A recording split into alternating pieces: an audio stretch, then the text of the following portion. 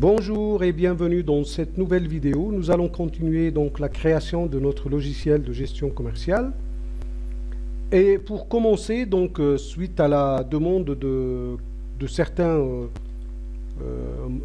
membres abonnés de la chaîne, donc ils m'ont dit que le thème que j'ai choisi ou le gabarit que j'ai choisi n'est pas tellement donc adapté au thème de la gestion commerciale. Oui, bon, les couleurs et les goûts, ça ne se discute pas, mais bon. Je vais écouter mon audience et puis je vais changer donc de gabarit. Pour ça, et ça va être une occasion hein, pour voir comment on change de gabarit d'une fenêtre ou d'un projet. Alors donc pour ça, je vais aller sur le menu fenêtre ici donc et voir comment je peux changer mon gabarit. Alors j'ai toute une liste de gabarits qui sont là. Je vous rappelle que les gabarits sont le principal outil pour déterminer la charte graphique d'un logiciel. Donc un gabarit, il comporte le style pour tous les éléments, pour les boutons, les libellés, les images, les rubans, les boîtes à outils, tous les champs qu'on peut insérer donc dans une fenêtre peuvent avoir donc des styles différents et des styles donc prédéfinis dans un gabarit. Donc, le changement de gabarit, il peut aussi être effectué donc d'une façon dynamique dans WinDev. C'est-à-dire que vous pouvez créer une application ou un logiciel et l'utilisateur est intégré ou y intégrer donc plusieurs gabarits et l'utilisateur peut sélectionner d'une manière dynamique donc le gabarit qu'il veut. Voilà, donc je vais par exemple prendre celui-là, il est un peu plus il est plus clair, hein, c'est le gabarit Fantasy. Alors pour certains, vous n'allez pas retrouver tous les gabarits que j'ai ici, ça dépend. Hein. Il y en a qui vont en avoir beaucoup plus que moi et il y en a qui vont avoir moins que moi. Ça dépend de ce que vous avez installé comme LST par exemple dans votre poste de développement, parce que certains gabarits donc viennent avec la LST, la lettre de support technique de PCsoft, et s'installent donc viennent s'installer dans le dossier donc principal de WinDev, et quand on lance WinDev donc ils sont retrouvés automatiquement. Bien sûr, les gabarits des anciennes versions, par exemple là je suis en version 24, pour avoir un gabarit qui a été donc fait avec une version antérieure, 20, 21, 22, 23, etc. Donc, puisque donc quand j'installe la LST, il ne va pas trouver la bonne version pour le gabarit ou pour l'exemple, et il va les installer donc toujours dans le répertoire C LST. Donc vous pouvez les copier à partir de ça et les mettre donc dans le dossier de WinDev, le dossier personnel gabarit. D'accord? Alors je vais choisir donc le gabarit Fantasy, je vais l'appliquer partout, même si j'ai apporté des modifications donc, ou des styles que j'ai dissociés, donc je vais l'appliquer partout et voir ce que ça donne. Donc on va le garder, ça m'a l'air d'être donc un peu plus clair, et je vais l'appliquer dans tout le projet. Donc ça veut dire que la prochaine fois donc que je vais utiliser donc créer une nouvelle fenêtre, elle va donc s'afficher ou elle va se construire avec ce gabarit là. Donc je vais prendre le gabarit Fantasy par exemple et je vais l'appliquer partout dans mon projet. D'accord? Voilà. Alors la dernière fois on s'est arrêté à la création donc des boutons qui vont nous permettre donc d'accéder aux différentes fonctionnalités de notre application et d'ouvrir les fenêtres qui vont nous permettre de saisir les données dans notre base de données. Je vous rappelle que nous avons créé dans notre base de données, donc nous avons créé 3 fichiers pour le moment, 3 tables, la table des dépôts, la table des rayons dans le magasin, la table des familles et la table des produits. Et c'est ce qu'on va voir donc dans cette vidéo. Aujourd'hui donc, je vais mettre donc les tables dans accueil, hein, et je vais ajouter par exemple les boutons, les différents boutons. Regardez ici, le bouton accueil, quand je clique, il reste, c'est-à-dire même si je l'ajoute donc dans cette zone-là, il devrait appartenir à accueil, hein, il devrait appartenir tant qu'il y a le cadre qui est en vert là, qui vient donc l'encadrer, normalement il devrait appartenir à l'onglet accueil. Mais non, ça ne se passe pas. Pourquoi? Eh bien parce que regardez, donc le nom du champ ici, c'est BTN dépôt. Le nom du champ ici, c'est la même chose. Donc c'est parce qu'ils ont les mêmes noms. Donc il faut changer de nom pour le deuxième bouton parce qu'on a fait un copier-coller. Et nous allons appeler donc ce bouton, donc on avait dit rayon. D'accord? Bouton rayon. Et dans le bouton rayon, nous allons mettre les rayons. Voilà. Maintenant, si je l'ajoute, voilà. Maintenant, il appartient vraiment à... donc il suffit de le déplacer comme ça pour qu'il se mette à côté de l'autre bouton. Maintenant, il appartient vraiment à l'onglet accueil. D'accord? C'est parce que au début, ils avaient le même nom. OK. Bon, je continue. Donc, il y a les dépôts, les rayons. Et puis bon, moi j'ai envie d'intégrer des petits pictos, hein, des petites images pour embellir mes boutons. Hein. Et avant de faire le copier-coller, comme ça, donc je saurai à quoi va ressembler toutes les images. Donc je vais choisir par exemple un picto ici. Et puis donc je vais vraiment travailler le bouton parce que vu comme ça, regardez, donc ici nous avons dans fenêtre, nous avons la possibilité de faire un aperçu rapide de nos boutons. Je ne sais pas si ça vous plaît, mais bon, c'est trop fade. Pour moi, c'est trop simple. Donc, je vais ajouter quelques pictos qui représentent un petit peu ce qu'on est en train de faire. Hein. Alors, dépôt, par exemple, je vais aller dans catalogue et je vais utiliser les mots-clés comme ça. Je vous rappelle que vous pouvez utiliser les mots-clés soit en français, soit en anglais. Hein. Ça marche aussi en anglais dans le catalogue d'images. Si vous tapez un mot-clé en anglais, par exemple, si vous tapez close ou cancel, par exemple, comme ça, par exemple, cancel, il va vous afficher donc les images qui concernent le mode pour quitter. D'accord? Alors, on va dire ici dépôt, je ne sais pas si ça va marcher. Voilà, j'ai une petite image là d'un petit dépôt avec un petit drapeau. Ok, je vais mettre en blond. Je vais par exemple prendre la taille sur 24, d'accord? Voilà, et je vais l'intégrer donc dans mon... Alors, dans mon style ici, je peux donc travailler la position de mon image. Hein, et comment je fais? Donc, je vais aller ici dans le style, dans le libellé, et je choisis la position du libellé par rapport au bouton. Donc, si je choisis la position en bas, ça veut dire que l'icône ou l'image ou le picto, vous l'appelez comme vous voulez, va donc prendre le dessus et le texte va venir en dessous. Voilà, comme ça. OK? Et là, quand je vais faire donc un F4, donc je vais reprendre le style de ce bouton. Il suffit maintenant d'ajouter le picto ou l'image. Par exemple, ici, je vais mettre... bon, rayon, ça va pas marcher. Hein. Je vais mettre, par exemple, je sais pas, on va voir. Rayonnage. Rayon, par exemple. Ouais, bon... On va choisir quelque chose. Hein. Bon, je sais pas vous, mais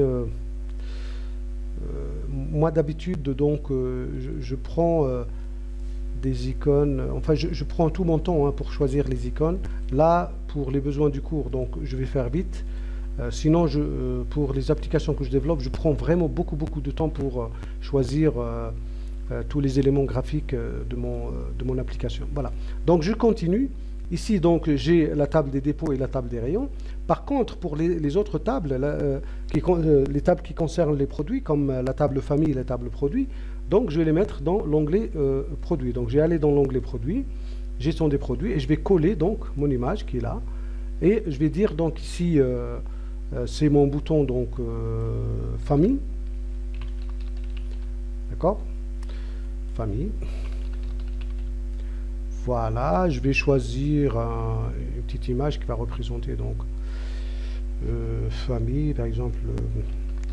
Je ne sais pas si ça va marcher. Non, ça c'est family. Alors, je vais mettre par exemple produit et on va voir. Par exemple, je vais dire famille, c'est quoi? C'est un classement. Donc, en disant que je vais dire par exemple organigramme. Voilà, par exemple, bon, je peux dire comme ça, hein, je peux choisir ça, pour dire que nous décomposons ou nous divisons donc les produits en famille. Voilà, je fais un copier-coller, donc je mets ici bouton produit, voilà, produit,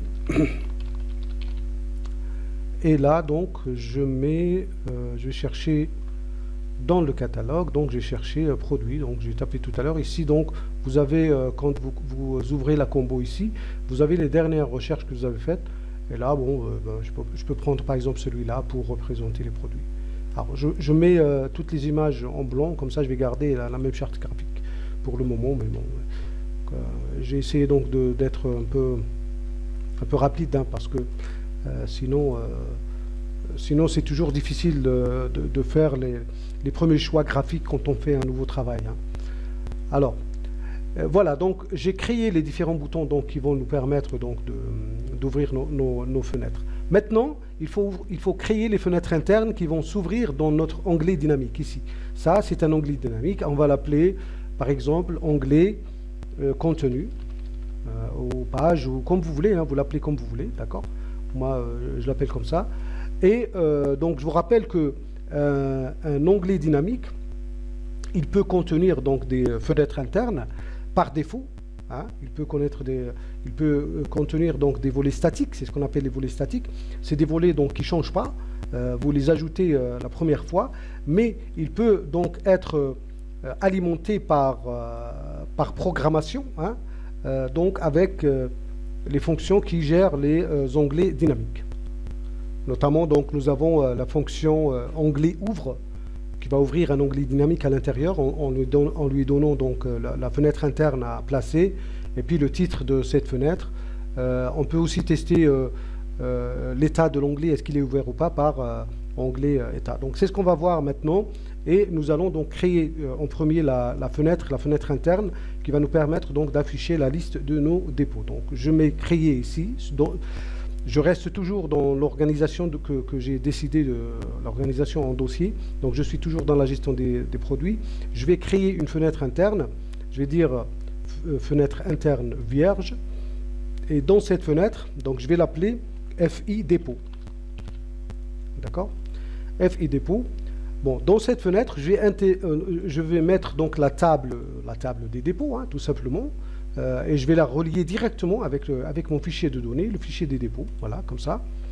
Je n'ai pas besoin donc d'afficher le ID du dépôt, donc j'affiche seulement la description. Le classement, oui, donc je le laisse avec le ID, donc ça va se classer automatiquement en fonction de l'ajout. Ici, j'ai deux choix, soit que je laisse donc la table seulement en mode affichage, et comme ça, pour ajouter dans la table, je serai obligé donc de créer ou de jouer par programmation sur l'état de la table pour ajouter des enregistrements. Soit je laisse la table directement en mode saisie, comme ça, et surtout en mode saisie, surtout si j'autorise la saisie en mode cascade, et permettre à l'utilisateur de saisir directement donc, les dépôts dans cette table. Et c'est ce qu'on va faire parce que dans les dépôts, il n'y a pas grand-chose, hein. On fait ça une fois et puis bon, on oublie. De temps en temps, on vient donc changer le nom d'un dépôt.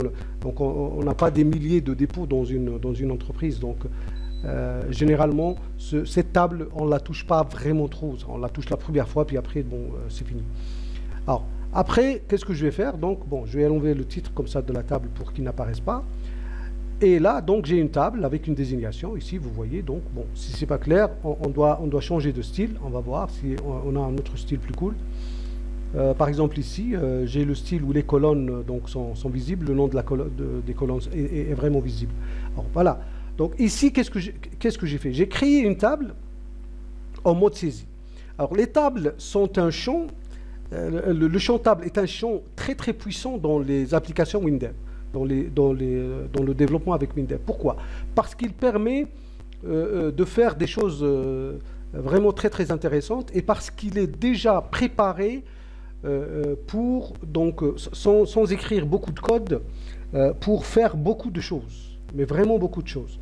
Par exemple, ici, dans l'onglet, parce que une champ table, comme tous les champs, a ce qu'on appelle la fenêtre des 7 onglets, hein, la description.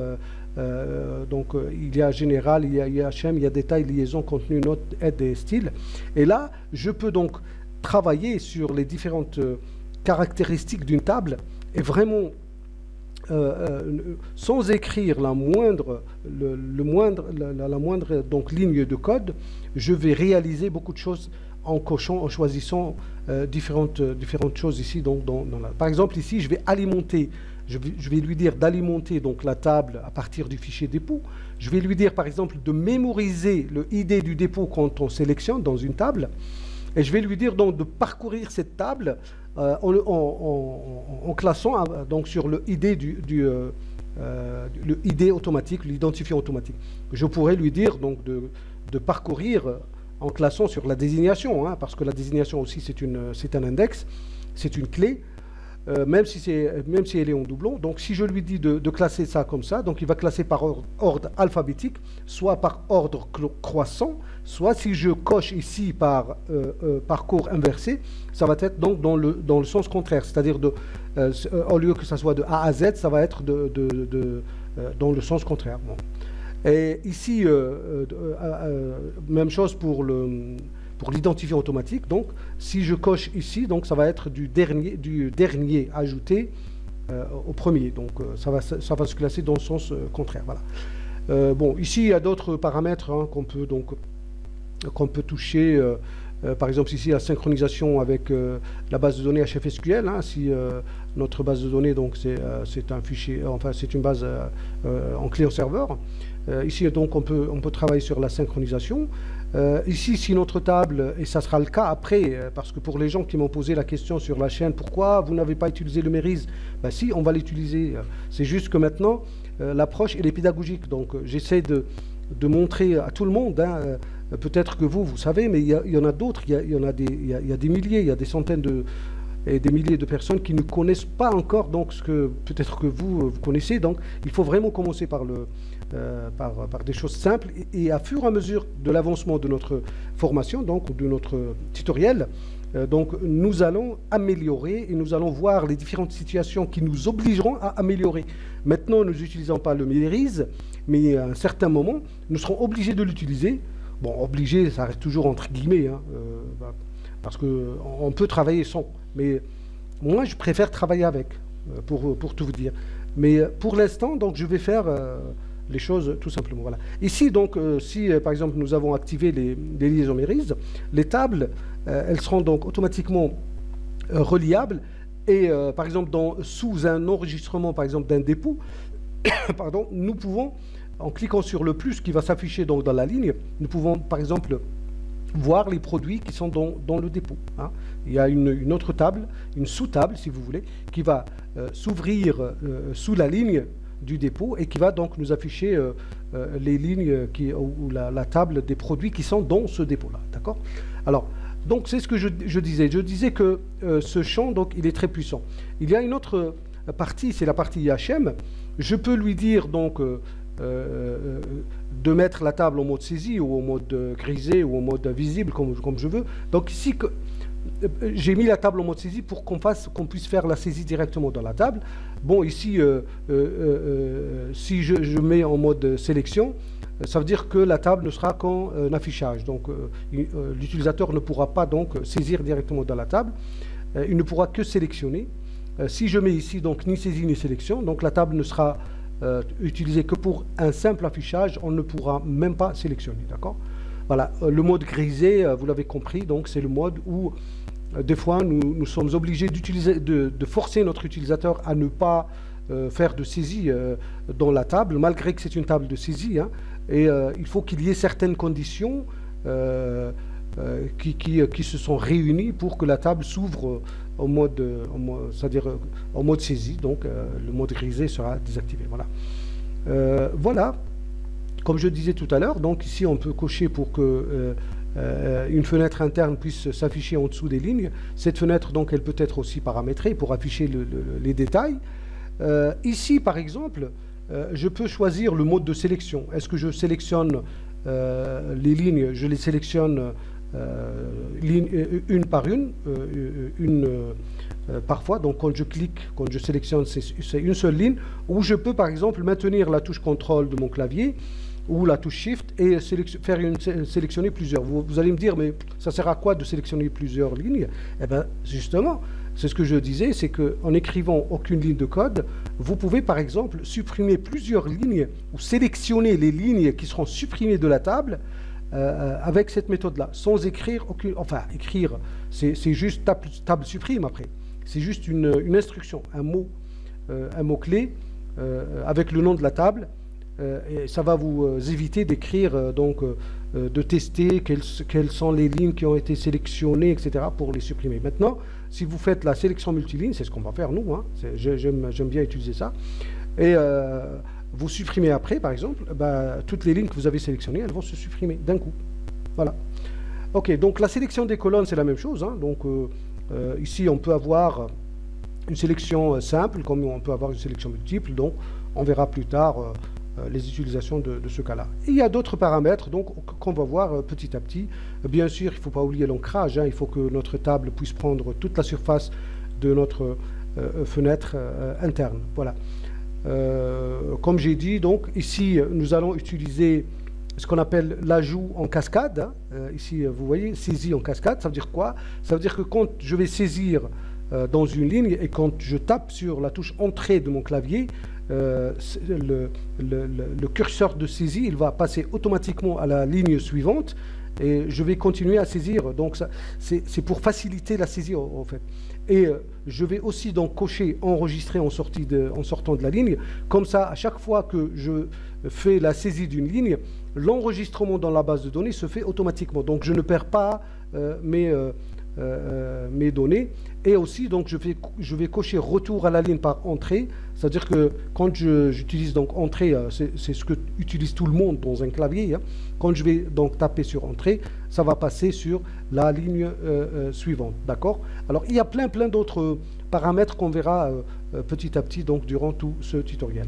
Voilà, je ne vais pas m'attarder sur tout ça et je vais commencer donc à intégrer donc, ma fenêtre interne dans mon interface principale. Ici, donc, j'ai le bouton hein, pour ouvrir donc, une fenêtre interne dans un champ dynamique, hein, dans un onglet dynamique. Alors, qu'est-ce qu'il faut faire? Il faut utiliser donc, les instructions onglets pour les onglets dynamiques. Je vais dire onglet dynamique ouvre ou onglet ouvre. Donc automatiquement, il a reconnu que j'ai un onglet dynamique qui s'appelle ONG contenu, d'accord? Je vais donner un libellé, donc ça sera dépôt, hein? Donc c'est le titre pour ma fenêtre, et je vais lui donner donc le nom d'une fenêtre interne. Il va chercher toutes les fenêtres internes que j'ai créées. Là, j'en ai créé qu'une seule, et il l'a détectée, donc je vais lui donner la fenêtre FI dépôt. Donc je vais exécuter pour la première fois mon programme, et je vais voir ce que ça va donner. Donc ici, si je clique, maintenant j'ai mon onglet qui est vide, hein, il y a le plus qui me permet d'ajouter un onglet vide ou un onglet statique qui a été déterminé dès le début, on verra après. Je clique sur dépôt et là vous voyez que c'est la table de dépôt qui s'est affichée donc, dans mon onglet dynamique. Si je diminue un petit peu la taille donc, de ma fenêtre pour qu'elle soit bien centrée à l'écran pour que ça soit visible, alors vous voyez que maintenant j'ai ajouté. Mais si je clique une deuxième fois, une troisième fois, une quatrième fois, ça ne va pas s'arrêter. Et puis il va à chaque fois donc ajouter un onglet. Hein, et vous savez que c'est pas, donc ce n'est pas toujours pratique. Hein. C'est pratique. Les onglets dynamiques sont bien parce qu'ils permettent d'ouvrir plusieurs choses à la fois, hein, plusieurs fenêtres à la fois. Et par exemple de faire du copier-coller hein, d'une fenêtre à une autre, de comparer, hein, par exemple ouvrir les deux fiches d'un employé ou les deux fiches d'un produit, et de deux produits plutôt, ou de deux employés, et faire des comparaisons par exemple, etc. Mais là, c'est la même table, et puis bon, je vois pas l'intérêt donc d'ouvrir cette table plusieurs fois. Bon, pour ça, donc il faut faire un test. Voilà, donc je peux maintenant donc saisir dans ma table, par exemple, je vais dire dépôt A, hein, par exemple. Si je tape sur entrée, donc il va passer automatiquement à la deuxième ligne, dépôt B, etc. D'accord?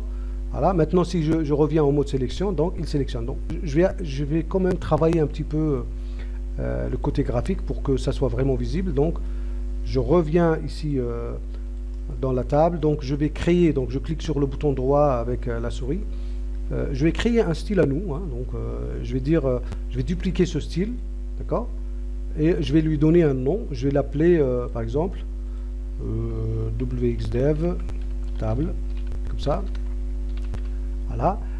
Puis donc je vais changer, je vais travailler le style. Donc j'ai le titre de la table donc que j'utilise pas, donc c'est pas la peine. J'ai le cadre donc des colonnes qui est là, donc je le laisse en bleu, hein, ça me fait rien. J'ai le titre des colonnes, donc je vais le mettre un peu plus grand, hein, je vais le mettre par exemple en 12 gras, comme ça. Hein. Je vais mettre les lignes, donc les livrets des lignes, donc je vais mettre aussi en 12. Hein.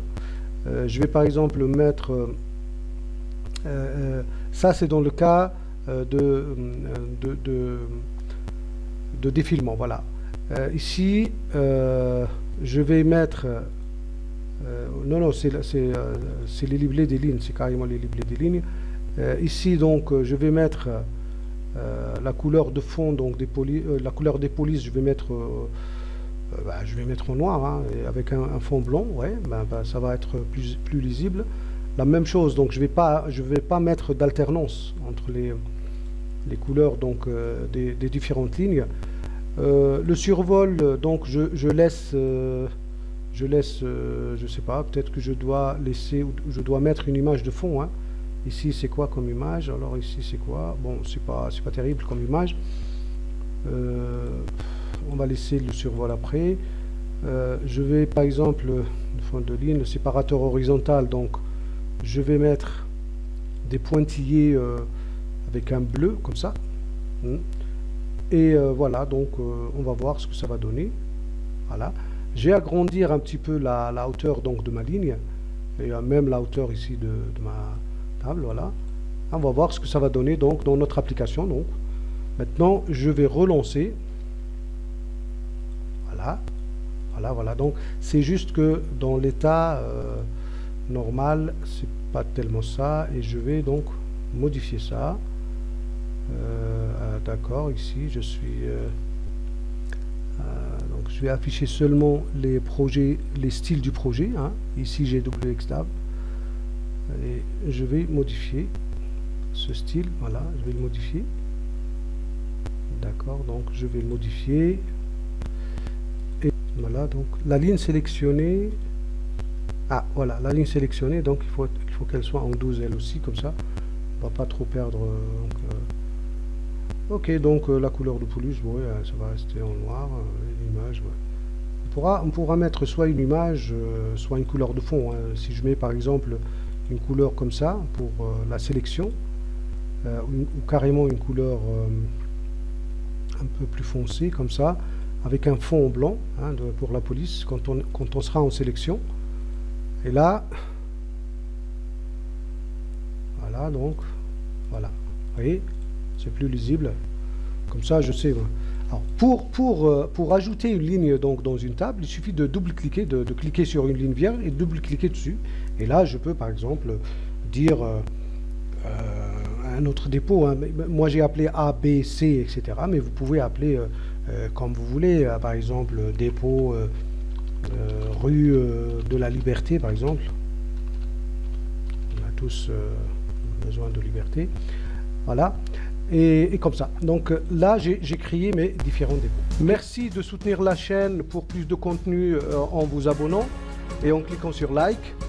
Laissez-nous aussi vos questions et vos remarques dans les commentaires afin d'améliorer. N'oubliez pas de visiter notre site wxdev.pro. Vous y trouverez plein de choses concernant donc Windows Mobile et WebDev, et tous nos services, toutes nos formations et bien sûr toute la sélection de nos tutoriels.